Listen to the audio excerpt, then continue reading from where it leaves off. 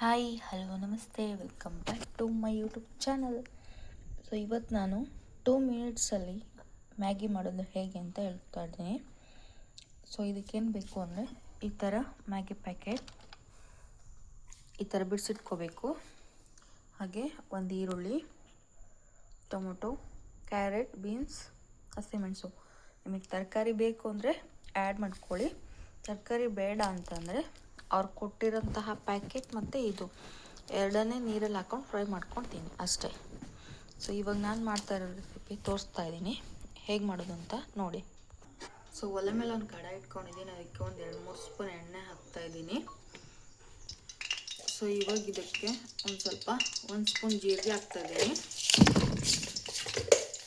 ಹಾಗೆ 1 ಸ್ಪೂನ್ ಸಾಸಿವೆ,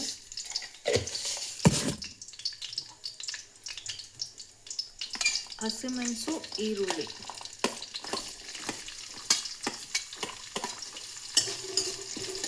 ಚೆನ್ನಾಗಿ ಮಿಕ್ಸ್ ಮಾಡ್ಕೊಳ್ಳಿ. ಹಾಗೆ ಬೀನ್ಸ್ ಮತ್ತು ಕ್ಯಾರೆಟನ್ನು ಹಾಕ್ತಿದ್ದೀನಿ.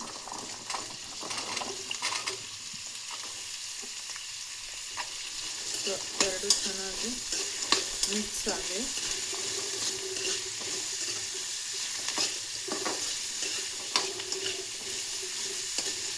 ತರಕಾರಿ ಯಾವ ಮಕ್ಕಳು ತಿನ್ನಲ್ಲ, ಈ ಥರ ಮಾಡಿಕೊಟ್ರೆ ತಿಂತಾರೆ. ಹಾಗಾಗಿ ತರಕಾರಿ ಹಾಕಿ ಮಾಡ್ತಾ ಇರೋದು ನಾನು. ಸೊ ಟೊಮೊಟೊನ ಆ್ಯಡ್ ಮಾಡ್ತಿದ್ದೀನಿ. ಚೆನ್ನಾಗಿ ಮಿಕ್ಸಾಗಿ ಎಣ್ಣೆಲಿ ಒಂದು ಸ್ವಲ್ಪ ಹೊತ್ತು ಫ್ರೈ ಆಗೋದು.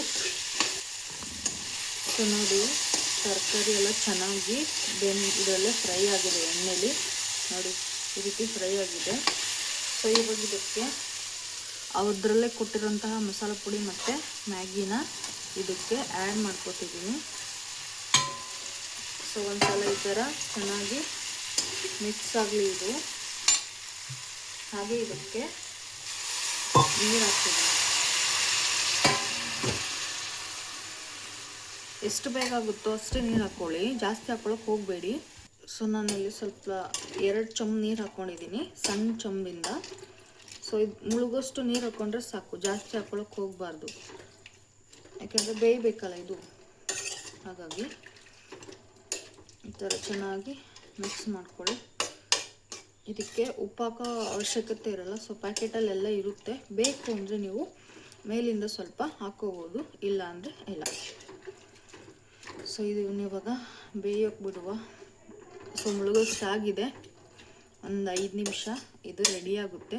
ಸೊ ಅಲ್ಲಿವರೆಗೂ ವೆಯ್ಟ್ ಮಾಡುವ. ಹಾಗೆ ಇದನ್ನು ಒಂದೊಂದ್ಸಲ ಮಿಕ್ಸ್ ಮಾಡಿ ತೊಳಿರಿ, ಇಲ್ಲಾಂದರೆ ತಳ ಹಿಡಿಯುತ್ತೆ. ಸೊ ಇವಾಗಿದು ಎಲ್ಲ ಚೆನ್ನಾಗಿ ನೀರಲ್ಲಿ ನೆನೆಲಿ. ಸೊ ನೋಡಿ ಈ ಥರ ಆಗಿದೆ. ಇವಾಗ ಫುಲ್ ಬಿಟ್ಟು ಡ್ರೈ ಆಗಿದೆ. ಈ ಥರ ಇವಾಗ ತಳ ಹಿಡಿಯುತ್ತೆ. ಈ ಥರ ಚೆನ್ನಾಗಿ ಮಿಕ್ಸ್ ಮಾಡ್ಕೊತಾ ಇರಿ.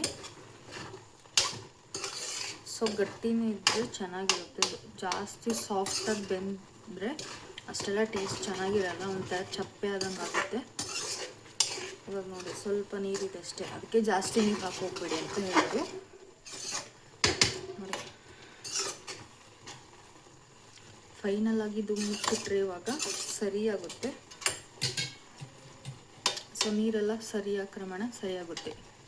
ಸೊ ಇನ್ಸ್ಟಂಟಾಗಿ ಬೇಗ ಮ್ಯಾಗಿ ಮಾಡಿಕೊಡ್ಬೋದು ಅಂದರೆ ಈ ಥರ ಮಕ್ಕಳಿಗೆ ಮಾಡಿಕೊಟ್ರೆ ಚೆನ್ನಾಗಿ ತಿಂತಾರೆ.